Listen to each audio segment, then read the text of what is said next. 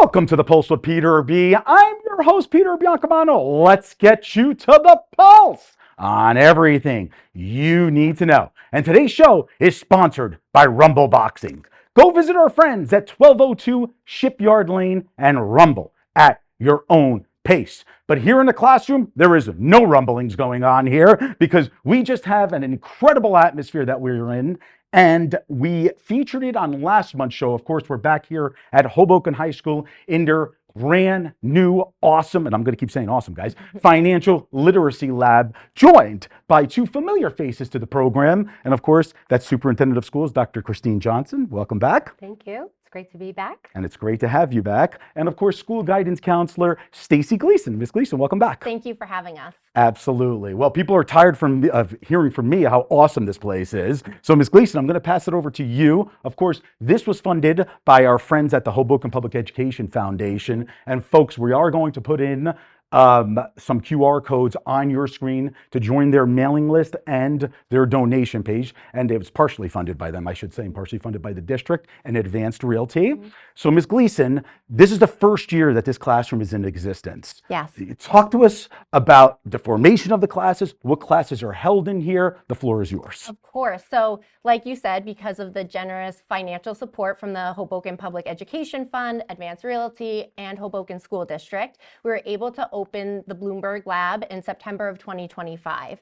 So Bloomberg for Education is an amazing opportunity for our students to take interactive e-courses, e-learning, where they gain a broader sense of finance and financial literacy. So with that being said, the students who take these courses, which I'll name a few in a few minutes, they receive a certificate of completion at the end of the program, which they can then put on resumes, put in their LinkedIn profiles, and even on CVs that they may have created. That's so cool. So a few of these courses are finance fundamentals, market concepts, social governance, and spreadsheet analysis. Wow. Yes. So this is a real world experience. I mean, just walking in here and I'm like, am I at the New York Stock Exchange here? And I was trying to check, while the crew was setting up my stocks and things like that because the ticker was going over. It's very distracting. But and that's and to have that in high school is absolutely amazing before even going on to post-secondary education. Sorry to interrupt you. I'm just so excited, as you can No, see. absolutely. Yeah. And you're absolutely right that our students get such a in-depth knowledge of this content and that they can take to the real world, to college, to their careers, internships. And what's great here at Hoboken High School, we do go above and beyond. We're high achievers. So we also offer students opportunities to take Intro to Business Management, Stock Market Essentials. Most recently, we've also partnered with Fairleigh Dickinson University to allow our students to take dual enrollment courses while they're in high school. Wow. So what that looks like is they're taking classes as early as freshmen, and by the time they're juniors and seniors, they are earning college credit that they can then transfer to colleges when they graduate high school. That's huge. And I know I mentioned this in previous episodes, but college credits are not cheap, folks. So, to get it in high school and to be ahead of everyone else who's coming in from high school is just totally amazing. So, absolutely. Yeah. No, and it's such a great opportunity for our students. And kind of the reason this came about and why we started doing it was back in 2009, there was a law put in place that students had to have knowledge of financial literacy. It was a lot more flexible back then, though, where we could integrate that type of contact standards into classes that might fall under social studies, mathematics, business electives. But again, us being Hoboken High School, we had already put in place students were required to take a personal finance class, as well as sit for the WISE financial literacy assessment before graduation. Back in 2024, it changed a little bit more where there had to be a more concrete avenue for students to get this proficiency. So we made it a 2.5 credit course. And so that is one way that our students have to meet graduation requirements to fulfill that course. That is absolutely phenomenal. And again, folks, for the folks watching at home, partially funded by the Hoboken Public Education Foundation. And I think it's important that we put up their QR codes, join your mailing list. This is not the only thing they fund. They fund many different district initiatives. And without their funding, I'm sure the superintendent will get into that once we turn it over to her. where a lot of things wouldn't be possible in this, a Correct. lot of wonderful things wouldn't be possible in this district. So again, the QR code on your screen has their mailing list and their donation page. Dr. Johnson, it's so great to have you back, as I said. I did want to touch up on the new English, Spanish financial literacy curriculum Yes. and also the field trips. So, Yes. yeah. So the Hoboken Public Education Foundation last year was gracious enough to kind of run with an idea that we had for financial literacy. As everyone knows, it's so important for all students to be aware of not only how to manage money, but also to know about their future. And it, like when we think about the future in terms of finance, when we were younger, we used to think upon retirement or when we were, 30, 40, 50 years old. But now kids are coming out of high school. They are so much more astute and aware of their finances. They know they want to go to college. Hoboken High School has a very high percentage of students that are going to college, and college is expensive. And so as a result of that, when they go away, they have to know how to manage a checkbook. They have to know how to deal with credit cards. And we hear kids come back and say, I was in away at college for 3 years and ended up with $10,000 in credit card debt. And so as a result of that, we always knew that personal finance was important. So when we approached the HPEF last year about the initiative, they were just gung-ho about it. And while you're sitting in a lab that they had such a huge part in funding, there's other things that they participated in as well, helping us get off the ground. So curriculum is one of them. We have a little bit of a dumbbell effect going on, meaning that we started the financial literacy initiative at the high school level, and now we're going kind of to the earliest grade levels, kindergarten, first, second grade, et cetera. And then we're going to make our way up until we meet in the middle. And so with our Spanish, English, financial literacy curriculum, it's called FinLit Kids. And it's an amazing interactive curriculum that starts, it's integrated within our social studies and math curriculum documents. Kids are fully engaged in hands-on activities. They're loving it so far. We've launched it in kindergarten, but first grade units of study don't take place until a little later in the school year. But then we'll roll out second grade, and then in 26, 27, it'll be third through fifth grade, and then 27 and 28, it'll be the middle school. And then our entire district, kindergarten through 12th grade, will have a really robust, vibrant financial literacy program so that kids will leave here really having the skills and the tools that they need for the 21st century. So it's starting at the elementary level, and it comes right into this lab. I mean, it's just amazing. It really is. The Education Foundation sponsored the curriculum, the purchase of the curriculum of FinLit Kids. They also covered the cost of all of our field trips for kindergarten through 8th grade.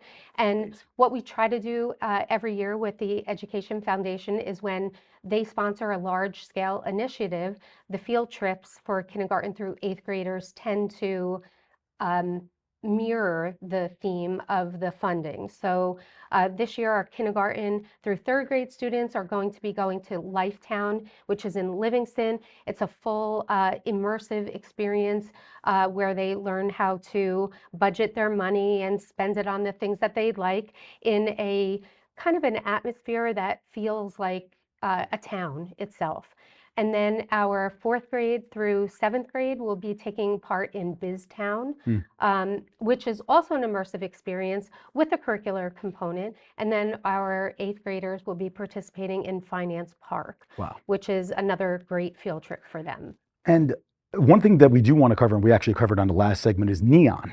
And I think that's super important because of the partnerships with 100%. Unbelievable college and universities. Please, yeah. Definitely. So we were approached a year and a half ago from the National Education Equity Lab, and they asked if Hoboken High School would be interested in applying to be a part of their program. We said absolutely. So myself, Ms. Picapietra, the principal of Hoboken High School, Ms. Gleason, also Mr. Arnone, our director of guidance and operations, we put forth an application and we were notified that we were accepted to participate. And as a result of that, it brings courses from colleges and universities right into Hoboken High School. So in the fall, our students participated in a course from Cornell University, and it was an introduction to business management. And they finished that course. Kids really loved it. Loved it. Had a great experience. And then they also participated in a course with the Wharton School of Business from the University of Pennsylvania, which was a Essentials of Personal Finance. And because of the amount of students that are participating and because of the level of excitement, Hoboken High School was just recently invited to participate in an expo at the University of Pennsylvania. So they're going to be going down to the Wharton School on May 6th with a team of students to meet the faculty and also to meet the scholars that are in the program, and hopefully be able to kind of talk a little bit about their experiences here, but learn about what's out there for them in the next few years. And I'm going to open up this question to both of you. This is very, very unique to the Hoboken District Schools and Hoboken High School. I mean, there's not many other public high schools and other districts across the state of New Jersey that give these opportunities. And obviously, again, we wanted to thank the funding from the Hoboken Public Education Foundation, Advanced Realty, and of course the district funding and all that good stuff. But do you believe this sets Hoboken apart for that reason? We'll start with you, Dr. Johnson. Yeah. I believe so. I think there's high schools throughout the state of New Jersey and across the country that participate in dual enrollment courses, for sure. Those are courses where students get both high school and collegiate credit. But at Hoboken High School, we have pathways set up for students so that they can participate in pathways associated with biomedical science and pathways associated with computer science and engineering, a whole range of different kind of majors in a way. And I know a lot of the county schools operate that way, but what we do differently is that we're a comprehensive high school. The students do not have to get locked into a particular pathway. They can follow it from their freshman year all the way to their senior year and graduate with a cord that represents the pathway that they've completed, and get a real sampling and a taste of what they're interested in, and yet at the same time be able to carry some of those credits over to the college level. And I think just the breadth of the amount of courses that we offer is what sets us apart. Amazing. And Ms. Gleason, I'm actually going to change the question around here a little. How are your students taking it? What's been their reaction? And I mean, again, I'm just mesmerized every time I walk in to a room like this because you know, I didn't have anything like this when I went to high school and so on and so forth. So the student reaction to this, absolutely. So I'm biased, but I think we have the best students in the world. But I think that, you know, the opportunities that we're giving them, they are grateful. We are diversifying their college applications, their resumes. We're giving them opportunities to see colleges that they might not have had the opportunity to go on their own. And, you know, it's been really, really positive. The students are really excited. A lot of times when I'm doing scheduling, they want to take, you know, a class from every single pathway and it just simply won't fit. So they're very, very excited about it. And, that's amazing. Yeah. It really is. Well, we are a little over time, just a little. So, but I do want to mention again, ladies and gentlemen, the Hoboken Public Education Foundation, many different initiatives wouldn't, you know, happen in the school district without their support. So again, we're going to put up a QR code for their donation page and their mailing list. But I also want to discuss really quickly their 10th anniversary gala, which takes place, and I've been there before, and I know the two of you have been there before, and it's an awesome event at the W Hotel on Thursday, May the 7th. And Gold Star supporter donations are now being taken, and we have a councilman on next, and he's giving me the look back there, so we're expecting Councilman Firestone to be a Gold Star supporter this year.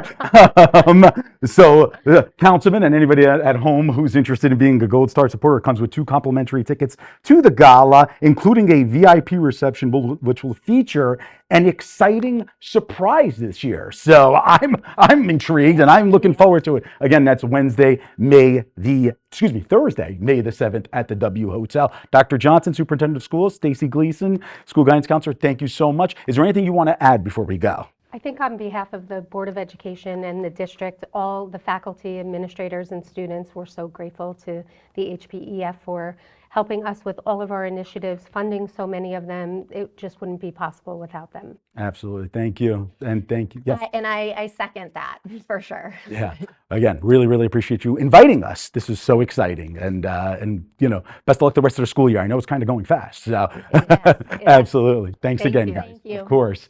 All right, folks, we will be right back.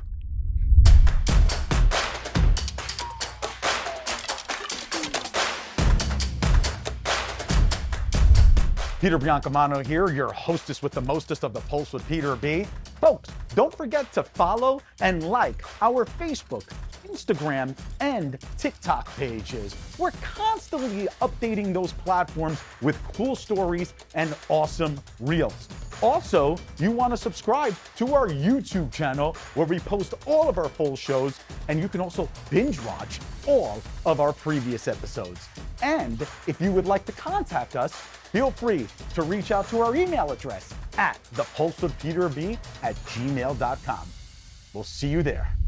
Welcome back to this segment of the Pulse Without That Bum Biancamano. I'm your host, Josh Sotomayor Einstein, and I'm so glad to be joined by my friend and Councilman-At-Large, Steve Firestone.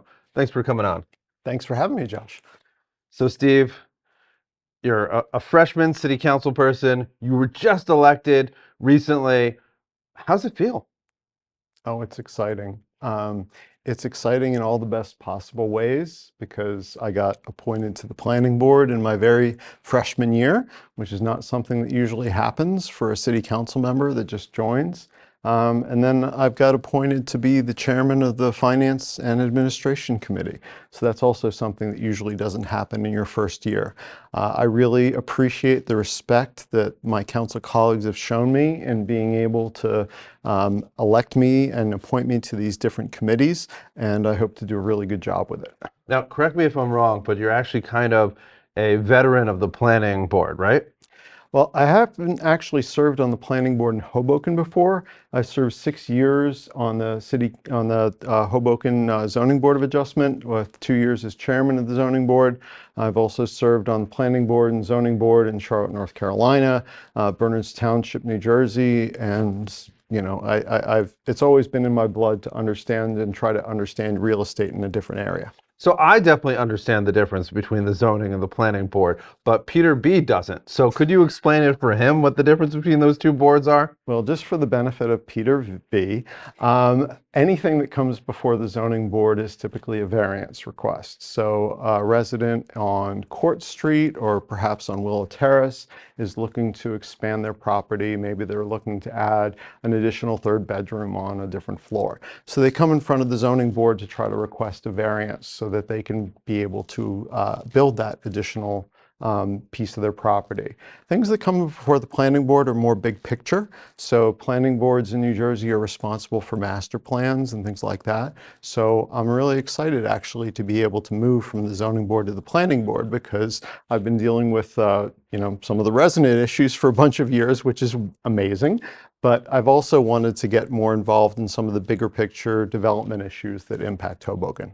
So going towards those bigger picture issues, what would you say is your number one agenda as a council person and as chair of the finance committee?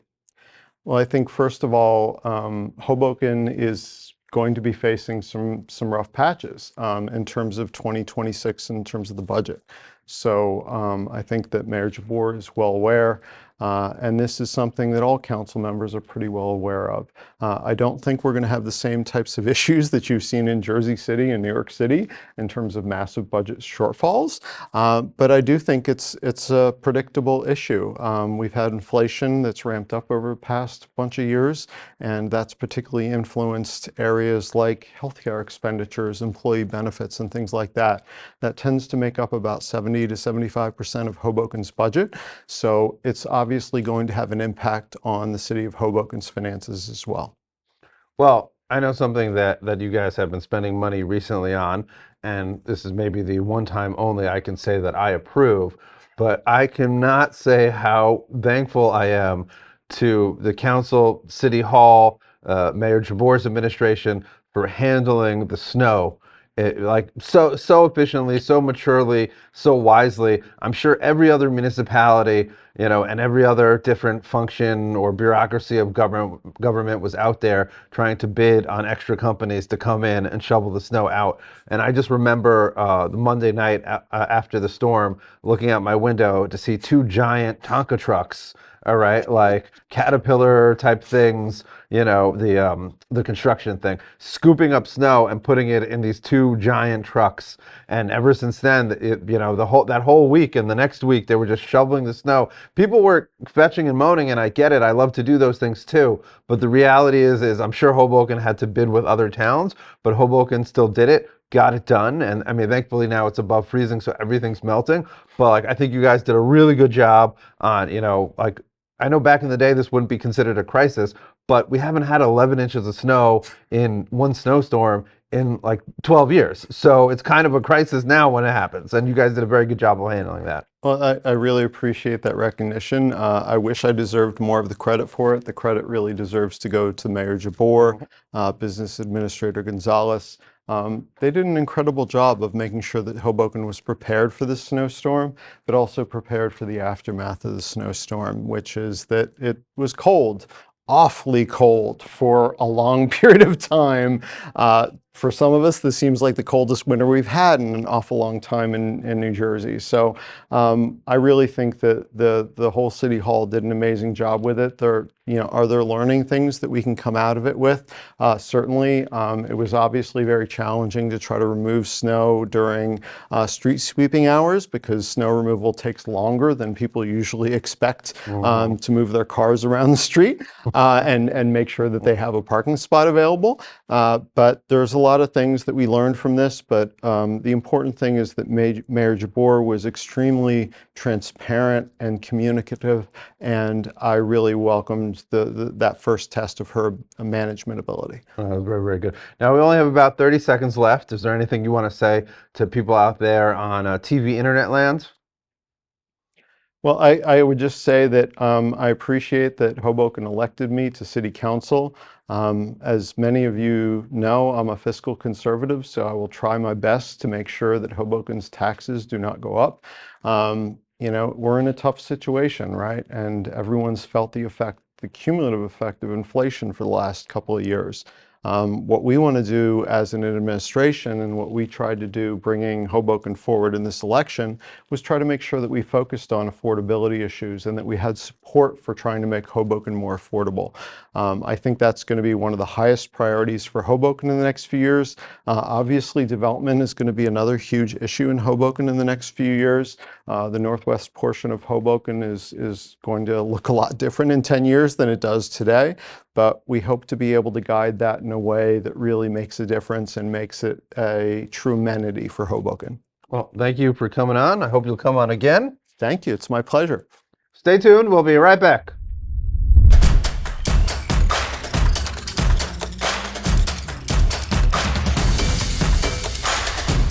Peter Biancamano back with you. Folks, we have a new television home.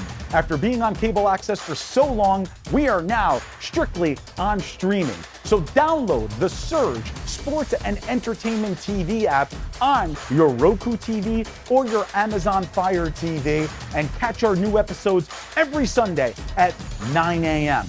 We will see you there.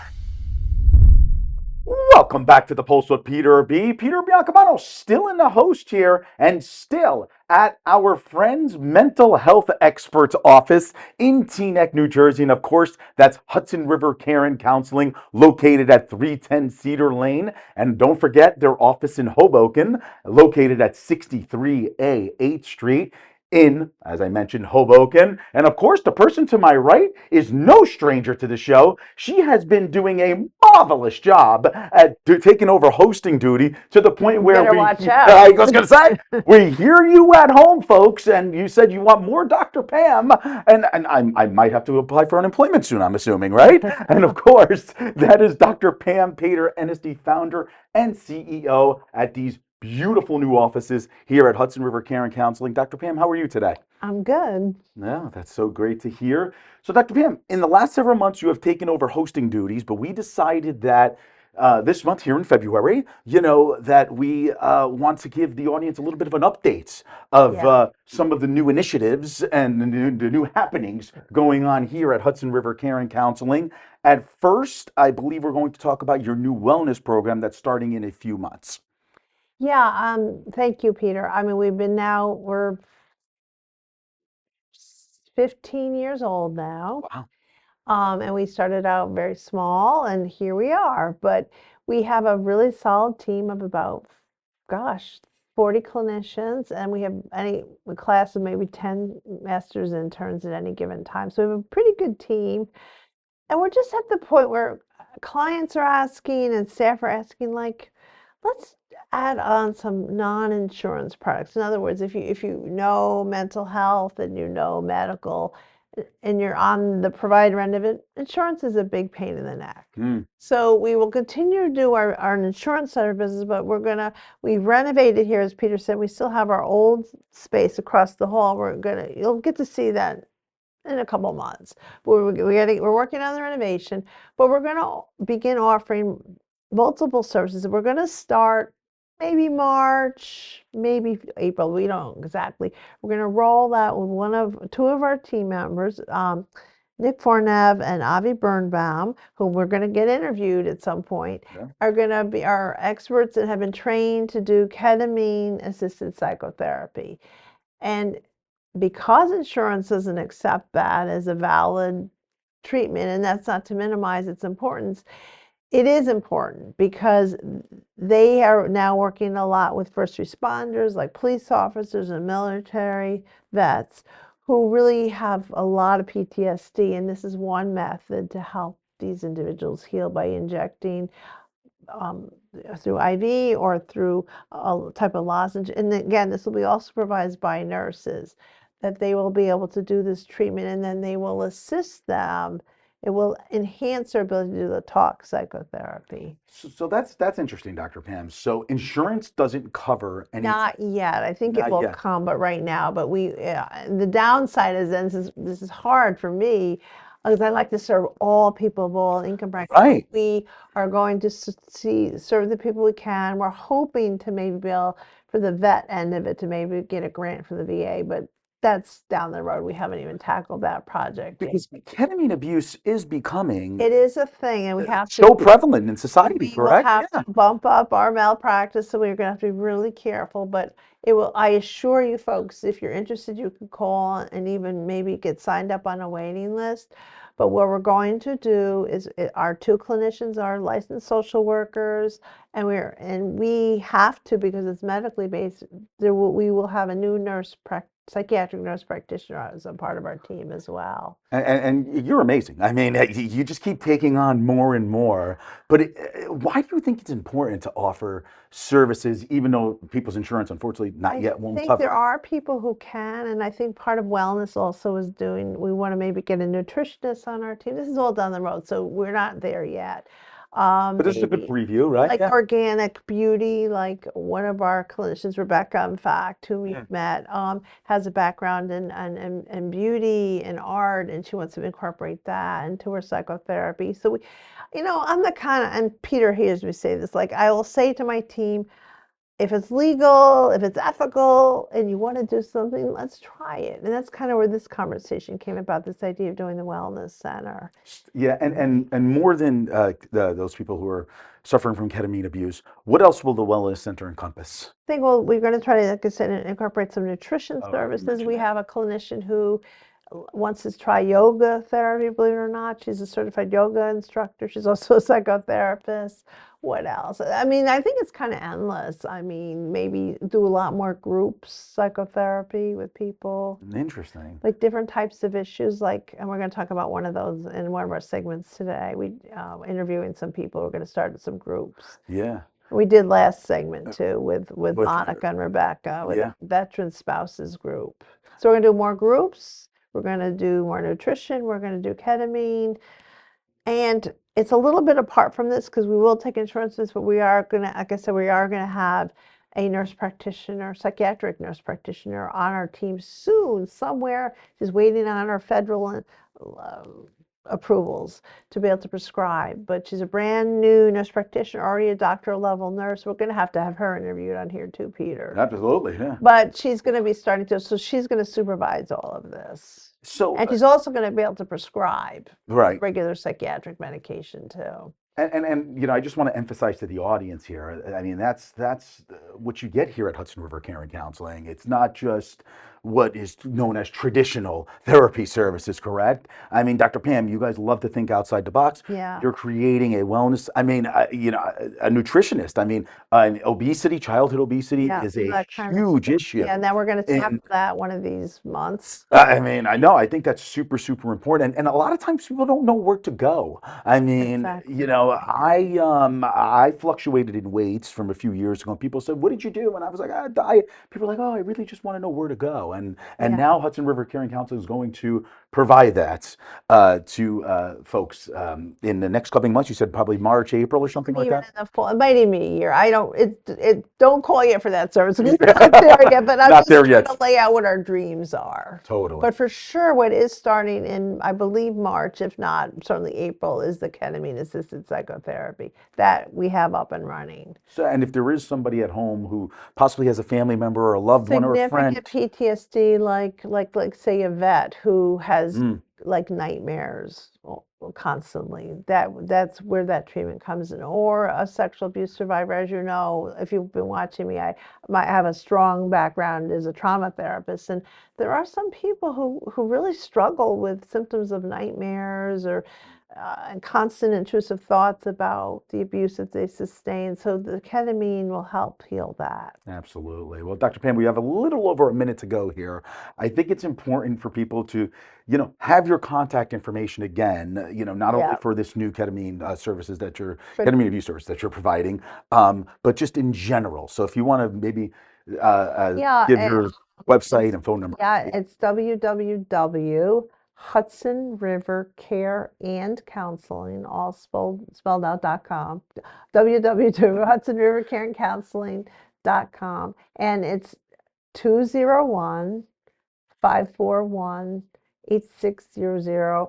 And just ask for Liz, our office manager, because she's amazing, and she'll answer your phone and answer your call and answer all your questions. And Liz is a fellow Seton Hall alumni. Go Pirates. Yes, yes. But Dr. Pam Pater-Ennis, the founder and CEO here at Hudson River Care and Counseling. Folks at home, we are going to continue to have our monthly segment with Dr. Pam, so you're going to want to tune in to our social media platforms to see when those segments are coming. Dr. Pam, it's always a pleasure seeing you. And don't hesitate to ask questions, right? Yes, absolutely. If you have Stay questions tuned. about mental health. Absolutely. Stay tuned, because later on this year, we are going to be doing another Ask Dr. Pam segment. Yeah. I know this was very popular in the past. So look on our social media platforms for, you know, information of how you can submit your questions. Thanks again, Dr. Pam. I really appreciate it. Thank you, Peter. Absolutely. All right, folks. Join us next week for The Pulse on everything you need to know. I'm Peter Biancamano. I hope you have a great week, everybody.